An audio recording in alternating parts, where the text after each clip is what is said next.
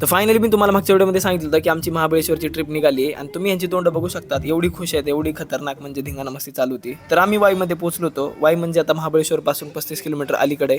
आता आम्हाला त्या फोर व्हीलरनी सांगितलं होतं की आम्ही तुम्हाला वाईपर्यंत सोडतो, तिथून तुम्हाला लोकल गाईड वगैरे दुसरी गाडी घेऊन जावं लागेल. मग आम्ही नाश्ता वगैरे केला इथं वाईमध्ये आणि त्याच्यानंतर आम्ही मग निघालोय म्हणजे बस स्थानकावर आलो इथं वाईच्या. मग आम्हाला बस काय भेटली नाही, इथं एक लोकल रिक्षा भेटला, त्याच्यात बसून आम्ही निघालो.